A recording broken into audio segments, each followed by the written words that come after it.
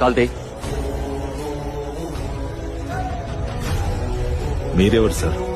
Ramamurthy, inspector of police, Kakinada. Name batch మీద రెహమతుల్లా ఉంది. ఒక అధికారితో ఇలాగే మాట్లాడతావా? సార్ మీరెవరు సార్? నేను సబ్ ఇన్స్పెక్టర్ని, ఆదిత్య వర్మ. ఐపీఎస్ చదివిన వాళ్ళకి ఎస్ఐ పోస్టింగ్ ఇచ్చారా? ఐపీఎస్ చదవలేదే. అయితే మరి ఐపీఎస్ క్యాప్ పెట్టుకున్నారు? ఏంటి చూస్తున్నావు?